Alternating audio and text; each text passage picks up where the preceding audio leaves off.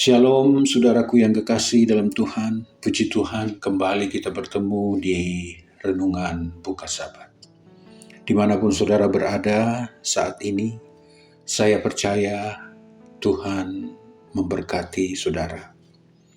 Tuhan melindungi, Tuhan menjaga, dan memberi berkat dalam kehidupan keluargamu. Mari kita tunduk kepala, kita berdoa.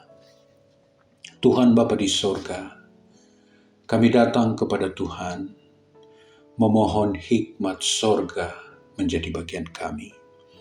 Urapan Roh Kudus Tuhan, kiranya menolong kami untuk mengerti firman-Mu. Di dalam nama Yesus, Juru Selamat kami. Amin. Ketika kita membaca Alkitab, kita akan banyak menemukan cerita-cerita yang membawa inspirasi rohani yang kuat bagi saudara dan saya. Tentu saja saudara pernah membaca 2 Tawarik 20. Sebuah pengalaman yang indah orang-orang di Yerusalem. Orang Yehuda yang melihat sendiri tangan Tuhan yang perkasa itu menentang lawan-lawan mereka. Cerita ini dilatar belakangi oleh Bani Amon, Bani Moab, dan orang-orang Meonim menyerang Yerusalem atau Yehuda, mengepung orang-orang Israel. Dan Yosafat sebagai raja saat itu mengambil keputusan untuk mencari Tuhan.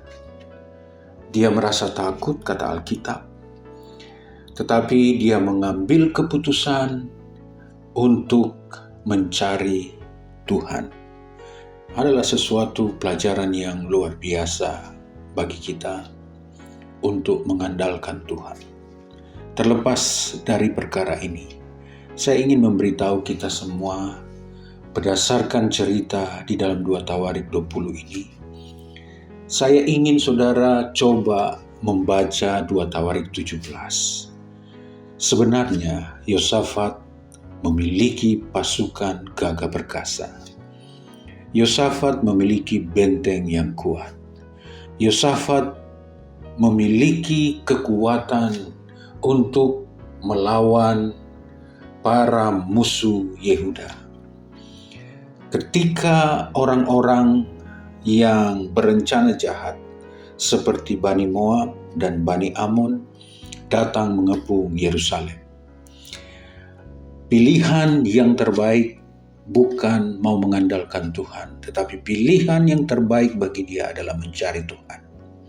Sekalipun waktu itu dia memiliki sumber daya yang cukup. Tetapi pilihan yang terbaik adalah mencari Tuhan, menyerahkan semuanya itu kepada Tuhan. Kita tahu cerita di dalam 2 Tawarik 20 bahwa kamu diam saja, kata Tuhan, akulah yang berperang. Lalu salah satu bagian yang diperankan oleh orang-orang Yehuda adalah mereka sudah pasti berdoa, mereka sudah pasti berpuasa, meminta Tuhan melepaskan mereka. Satu permintaan Tuhan kepada mereka, menyanyilah, bersyukurlah kepada Tuhan. Tuhan akan menolong engkau. Jadi Tuhan menyuruh Yehuda untuk tidak berperang, tetapi bagian mereka adalah memuji Tuhan dan menyanyikan pujian atas kehebatan Tuhan. Kita datang kepada Mazmur 9 sebagai basis dari renungan kita buka sabat di buku Mazmur. Saudara boleh melihat di Mazmur 9 ada ayat yang berbunyi seperti ini, Mazmur 9 ayat yang ketiga. Aku mau bersukacita dan bersukaria karena Engkau. Bermazmur bagi namamu, ya Maha Tinggi. Ayat yang keempat, sebab musuhku mundur, tersandung jatuh, dan binasa di hadapanmu. Jadi pengalaman orang-orang yang setia kepada Tuhan, selain mereka menyerahkan diri dalam hidup kepada Tuhan di dalam doa, di dalam permohonan, ada satu bagian yang indah adalah bermazmur bagi Tuhan, menceritakan kebaikan Tuhan, dan musuh mereka tersandung dan binasa di hadapan Tuhan, karena kita sedang meminta tangan Tuhan yang perkasa itu mengalahkan musuh-musuh kita.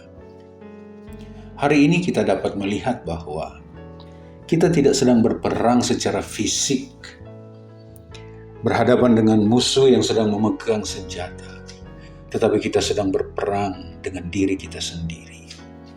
Kita sedang berperang dengan situasi daya tarik dunia yang luar biasa hari-hari ini.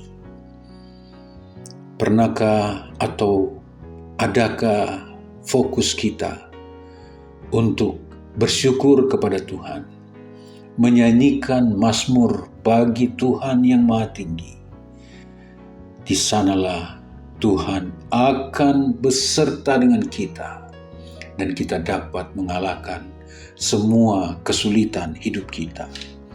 Intinya adalah Tuhan mengajak kita untuk bersukacita.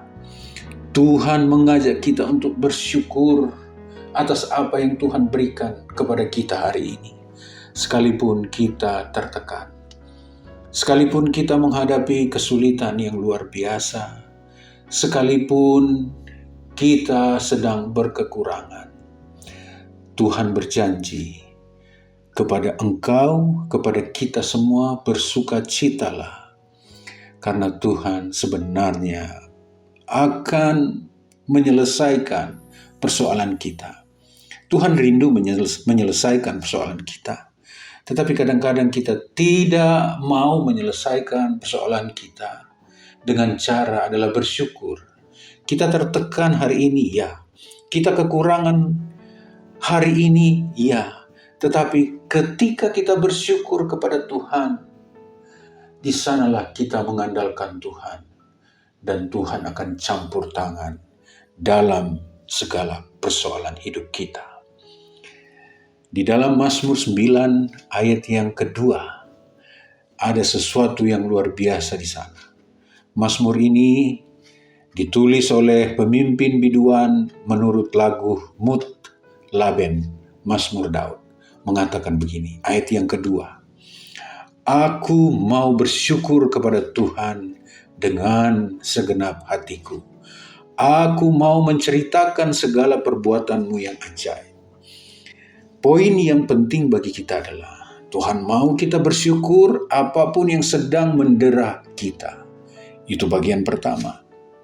Lalu bagian kedua yang tidak kalah pentingnya adalah ketika kita bersyukur kepada Tuhan, di saat itu mengalirlah ucapan atau cerita tentang segala perbuatan Tuhan yang ajaib. Ketika kita bersyukur, kita hanya menceritakan kebaikan Tuhan. Kita tidak melihat kebaikan kita. Kita hanya melihat kebaikan Tuhan. Dan inilah ucapan syukur kita, nyanyian kita setiap hari. Ketika kita sedang berada dalam problema kehidupan rumah tangga, Tuhan meminta kepada kita, dan ini adalah bagian kita. Bagian kita adalah bersyukur kepada Tuhan dan menceritakan segala kebaikan-Nya yang ajaib. Dan kiranya ini menolong kita untuk dikuatkan setiap hari. Mari kita tunduk kepala, kita berdoa. Terima kasih Tuhan untuk kebaikan. Terima kasih untuk janji Tuhan. Terima kasih untuk penyertaan-Mu. Tuhan, hari ini kami bersyukur Ketika kami mau memasuki Sabat-Mu yang kudus, hati kami penuh dengan ucapan syukur. Kami rindu menceritakan segala perbuatan-Mu yang ajaib. Kiranya pengalaman ini menjadi pengalaman kami di dalam hidup kami. Terima kasih Tuhan untuk Sabat-Mu yang kudus yang Engkau berikan kepada kami. Terpujilah nama-Mu Tuhan, ini doa kami, di dalam nama Yesus Juru Selamat kami. Amin. Selamat Sabat, Tuhan Yesus memberkati. Shalom.